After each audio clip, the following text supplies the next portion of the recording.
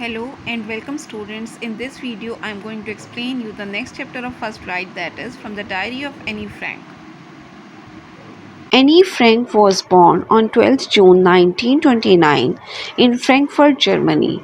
The Franks were liberal Jews and did not observe all the customs and traditions of Judaism. They lived in an assimilated community of Jewish and non-Jewish citizens of various religions.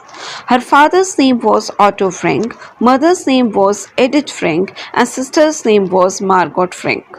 She died in 1945 at the age of 15. Anne Frank का जन्म 12 जून 1929 को Frankfurt Germany में हुआ था। Franks जो थे ये liberal Jews थे और जो ज्यूडिज्म के कस्टम्स और ट्रेडिशंस थे उनको वो नहीं मानते थे। वो एक एसिमिलेटेड कम्युनिटी में रहते थे ज्यूइश और नॉन ज्यूइश सिटीजन्स की, जो कि विभिन्न धर्मों को मानने वाले थे। उनके फादर का नाम ऑटो फ्रैंक, मदर का नाम एडिथ फ्रैंक और उनकी सिस्टर का नाम मार्गोट फ्रैंक था। उनकी मृत्यु 1945 में 15 साल की उम्र में हुई। Now students, I'll tell you the theme of the story. Keeping and writing diary is like having a good friend. No doubt paper has more patience than people. Annie's diary named Kitty was her good friend with whom she shared her daily life incidents and her feelings. Annie Frank was a German-born Jewish girl. When Second World War was going on, she lived with her family and started writing diary when she did not find a true friend in her life. After the war, her father came back to Amsterdam to find Annie's diary. It was published under the name of The Diary of a Young Girl. In this chapter, we read about Annie's love for her grandmother, her classroom climate, her teacher's advice, and her teacher's comments for her. Her diary Kitty was her good friend. She was having the view that paper has more patience than people.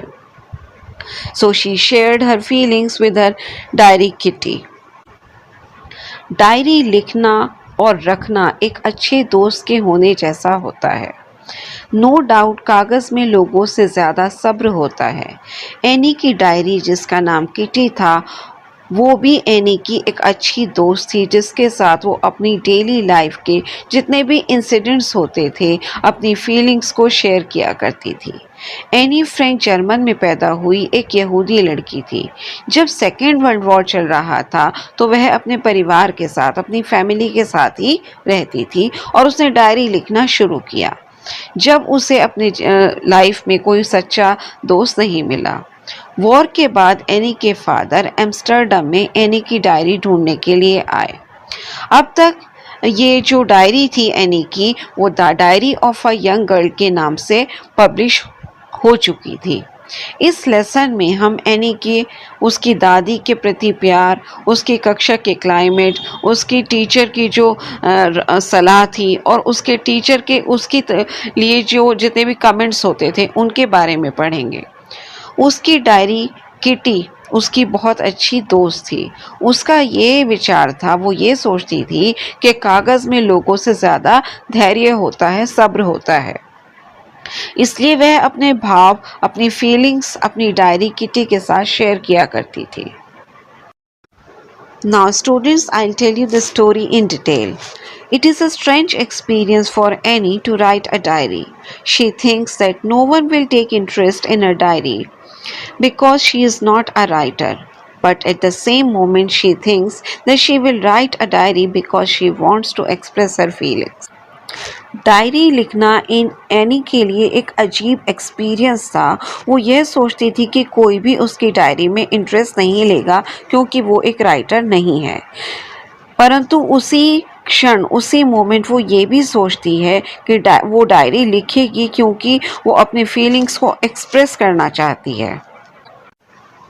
One day she was sitting alone and feeling depressed. She got bored. She had a good family and many friends, but she did not have a true friend. Then she thought about saying, paper has more patience than people. एक दिन वह अकेली बैठी थी और बहुत ज़्यादा upset थी, बहुत ज़्यादा उदास महसूस कर रही थी। वो ऊब चुकी थी। उसका एक अच्छी परिवार था, अच्छी फैमिली थी और उसके कई अच्छे दोस्त भी थे, लेकिन उसके पास कोई एक सच्चा मित्र नहीं था, एक सच्चा दोस्त नहीं था। उसने एक कहावत के बारे में सोचा कि कागज़ में लोगों से ज़्यादा धैर्य होता है, सब्र होता है। Now she tells about the circumstances in which she gets inspired to write a diary. Firstly, she does not have a true friend. She makes it clear that she is not alone in this world. She has good family, father, mother, a sister, aunts, and more than 30 friends, but she did not have a true friend. She cannot share her feelings with her friends. That is why she starts to write a diary. She calls her diary Kitty, because no one will understand if she talks about Kitty directly. She wants to introduce herself whether she does not like it. अब वह उन हालातों के बारे में, उन circumstances के बारे में बताती है जिसमें वह डायरी लिखने के लिए इंस्पायर होती है। पहली बात, उसके पास कोई सच्चा दोस्त नहीं है।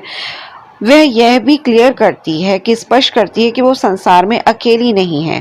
उसकी एक अच्छी फैमिली है, फादर हैं, मदर है, सिस्टर है, उसकी चाचियां हैं, आंट्स हैं काफ़ी सारी, और लगभग 30 से ज़्यादा उसके दोस्त हैं, लेकिन उसके पास कोई भी सच्चा दोस्त नहीं है।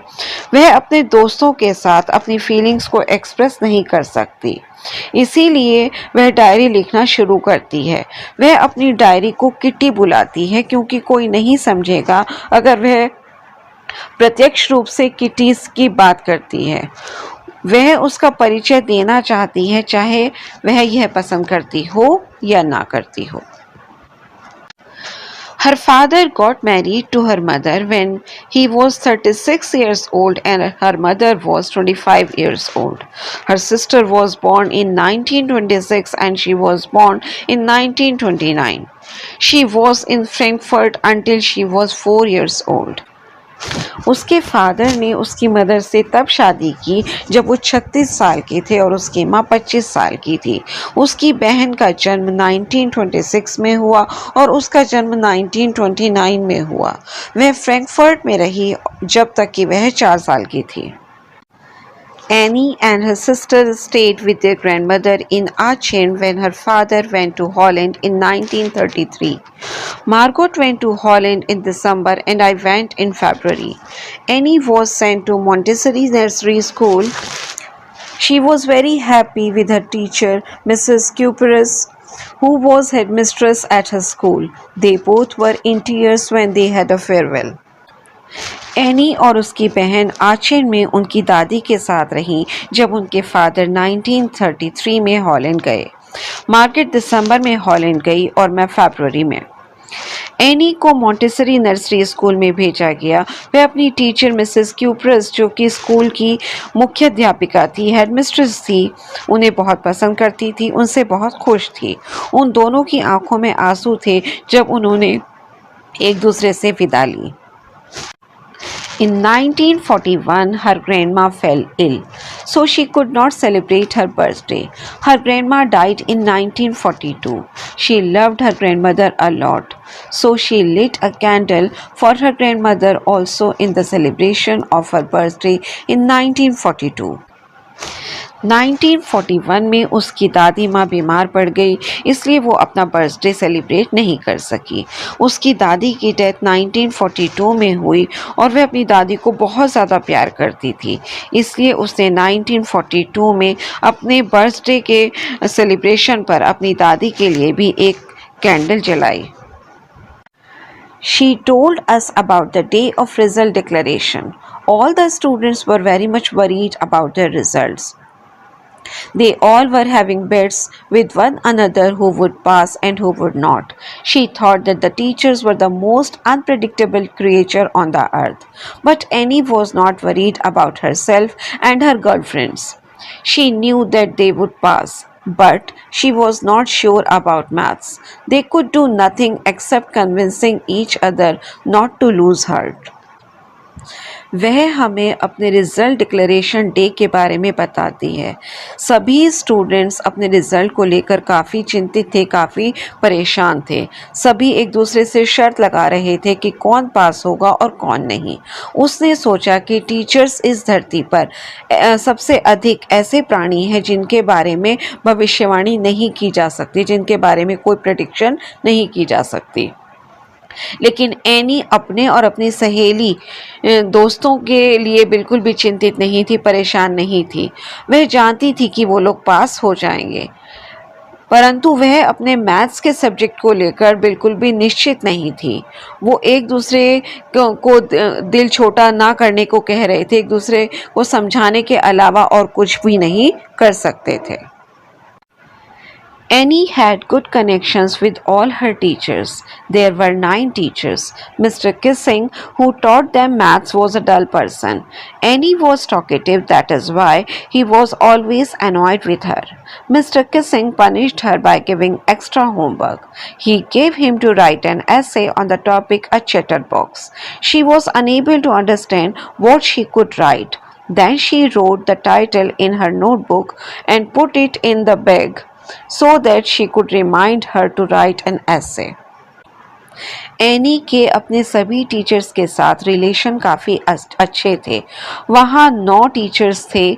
मिस्टर किसिंग जो कि उन्हें मैथ्स पढ़ाते थे, वो काफ़ी सुस्त व्यक्ति थे। एनी बहुत ज़्यादा बातूनी थी, इसलिए वो हमेशा उससे नाराज़ रहते थे, उस पर गुस्सा करते थे।